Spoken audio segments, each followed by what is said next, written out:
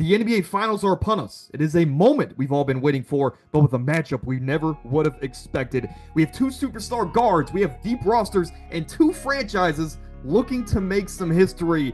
It's going to be a fun show. Today we're going to break it down, give you guys my picks, predictions, and more. Without further ado, let's get into it.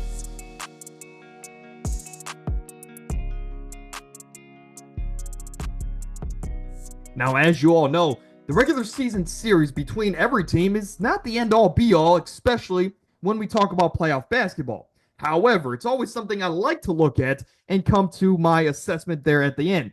Oklahoma City Thunder, they were 2-0 against the Pacers this regular season, and they dominated. They won both games by an average of 15 points, and that comes to no surprise. The Thunder were 27-1 this year against Eastern Conference opponents, so they've had their way with pretty much everybody except for my Cleveland Cavaliers. Now, in the regular season matchup, Tyrese Halliburton and Siakam were held in check. Halliburton, 11 points per game. Siakam, 16 points per game, which isn't terrible, but only 44% from the field for both of Indiana's stars. So, the Thunder pretty much found a way to minimize the impact of both of Indiana's playmakers. Now, for the Thunder, on the other hand, they were led by Shai, the 2025 NBA MVP, and he dominated in those two games.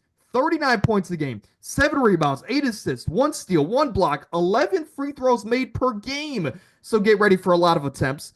And also 3 three-pointers per game. So Shai not only had a great series in the regular season against the Pacers, but he played at such an elite Hall of Fame level that it's got to be scary for Pacers fans for this series in a couple of days. Some other general things I like to look at for this series is the things at the bottom of your screen. I will say, due to the experience and the accolades of Rick Carlisle, I'm going to give the head coaching advantage to Rick here in the Indiana Pacers. The depth advantage around their star players, I would say it's a coin flip because Pascal and Tyrese are both really great.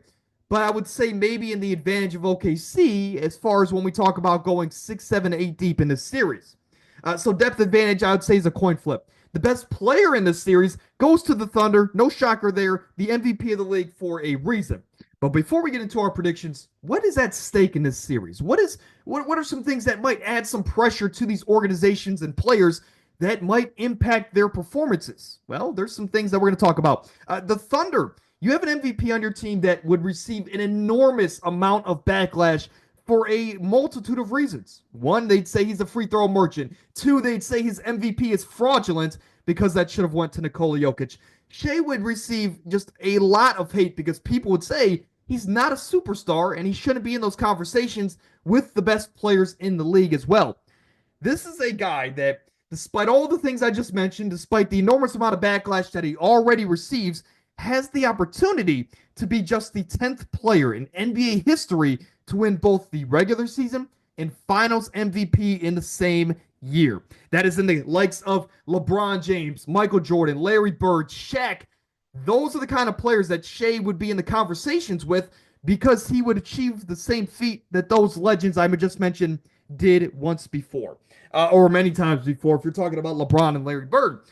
This is a roster in the Oklahoma City Thunder that is built to dominate for years to come. And that is unlike the Indiana Pacers, which we'll talk about in a moment. This is a team that is, on paper, only going to get better. The coaching is only going to get smarter and sharper throughout this tenure with the Oklahoma City Thunder core. But it is incredibly hard to get back to this spot. We look at this roster last year that had an opportunity to go to the NBA Finals, but they ran into a player that was just so special in Luka Doncic in a loaded Western Conference. They weren't able to get over the top. We look at the series in the second round this year against Nikola Jokic, where they were much better than the Denver Nuggets, but it went to a 7-game series. If we had 1 or 2 players show up for Denver, we could be talking about a different team representing the Western Conference in the finals this year. So it's incredibly hard to get back to this spot. And if you need more reasoning why, just look at the Oklahoma City Thunder's 2012 squad. They had Kevin Durant, James Harden, Russell Westbrook, 3 Hall of Famers, 3 MVPs, 3 of the top 75 greatest players to ever play this game. They weren't able to get back to the NBA Finals after their 2012 run. This is a team in the Thunder that, yes, they are built maybe better than any team in any professional sport as far as when you look into their future, but they need to win this Finals. This is a series where, hey, if they don't win it, they might be kicking themselves 5 years down the line and saying that was our only real opportunity because they're in a loaded conference and it is incredibly hard to get to this spot for the Oklahoma City Thunder. So that's at stake. Look, it's the pressure, it's the spot that you're in, and Shea needs to step up. This team needs to step up because they are the better overall roster and they have the better overall player with home court advantage. Now, for the Pacers, you are this year's Cinderella team. And for you, unlike the Thunder, you're not a roster that's built for the next 5 to 10 years. You have Miles Turner, who's played fantastic in the playoffs this year. He's a pending free agent, though he, to me, seems like a Pacers for lifer, especially because they just made the finals.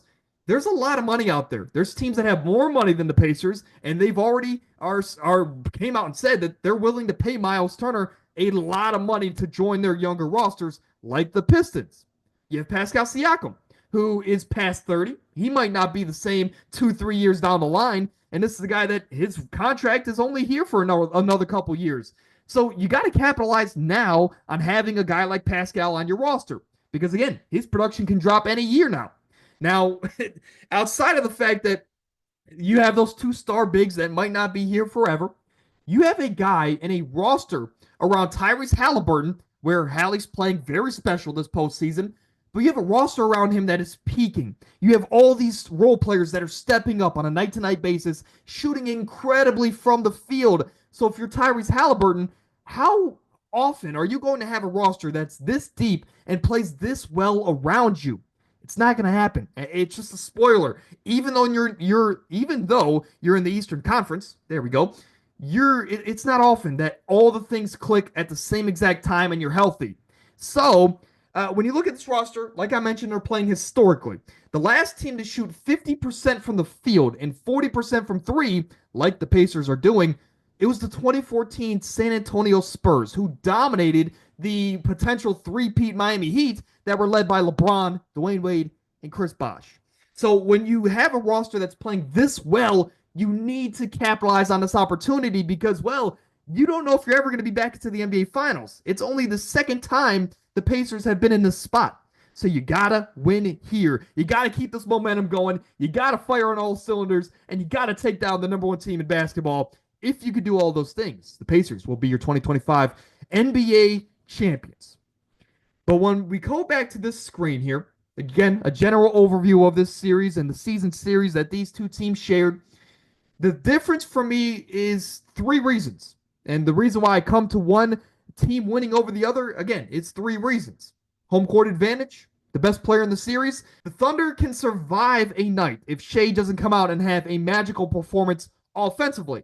I don't know if the Pacers can survive a night and beat the Thunder if Tyrese doesn't show up and give them 20 to 30 points a night.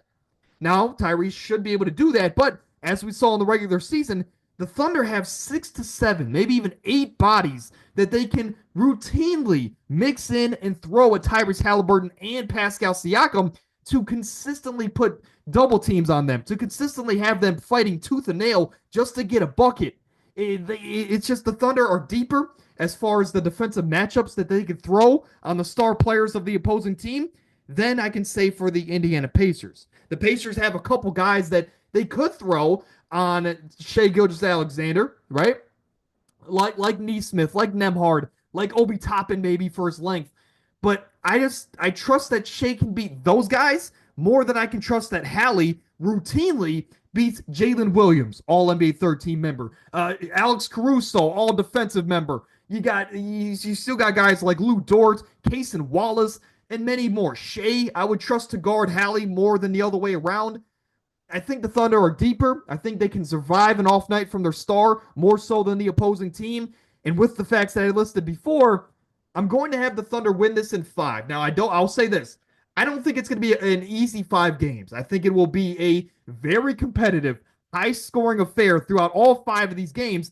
But I think the Thunder, just with their depth advantage and with their star player advantage, I'm going to have them winning a lot of these close games late. And again, this could be by an average of 10 points a game, maybe even less.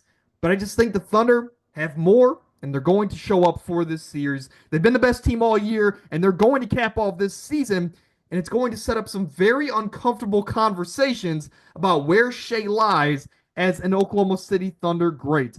Now, this is the third year of this channel. This is a series that I've done for all 3 years when we talk about the NBA Finals. I like to look at both of these rosters and say, well, who are the 10 best players in this series? This has no indication or no impact on why I chose the Thunder or the Indiana Pacers. This is just simply, when you look at talent for talent, this season, who are the 10 best players in the most coveted series? Let's talk about it. At 7 through 10, you see on the bottom of your screen, we have Miles Turner, Lou Dort, Isaiah Hartenstein, and Andrew Nembhard. You could have Nesmith in the number 10 spot, but I just think Nembhard has a little bit more to give than Nesmith on a night-to-night basis. But when you talk about 7 through 10, all of these guys bring impact defensively with a little bit of splash offensively. And as crazy as it sounds, each of these guys could be the X factor in this series. If they come out and have an incredible offensive series, that could be the push and the notch that gives their team the edge to win the NBA Finals. So these four players, though they are defensive players, you need to give something offensively to give your team the edge. 4 through 6, I spoiled it just a moment ago, but it is dominated by Oklahoma City Thunders. You have J-Dub, who's an All-NBA third-team member, gets the number 4 spot. After him, you have Chet Holmgren at 5, Alex Caruso at 6. All three are great defensive players, but they also could add a bunch offensively, more so for Chet and J-Dub. But all three of these guys are going to be pivotal if the Thunder want to be your 2025 NBA champions. Now, to no one's surprise, here is your top three. Shea at number 1, Hallie at number 2, and Pascal at number 3. The Pacers do have 2 of the 3 best players in this series. When you talk about player to player, the Pacers have that edge, but they just don't have the best player in this series. And well, when you look at the top 6, they don't have 4 of the top 6 players in this series, in my opinion. So, look, those are the top 10 players. Shea, Hallie, 2 very young and superstar level guards, should have a great series. I hope it's a shootout for all 5 games. But there it is. Those are the top 10 players. That's my breakdown. That's what's at stake. And that is my 2025 NBA Finals predictions. Should be a fun one, man. But before we get out of here, June 9th, so not this week, but next week, fantasy football will return to the channel. So we will go back to 4 videos a week every single week up until December. So that should be fun. Outside of that, let me know your predictions in the comments section, man. Who wins the finals? How many games? And who comes away with the finals MVP award? I'll get back to every single comment, but this is going to be a fun NBA Finals. And Adam Silver, your parody version of the NBA is finally here.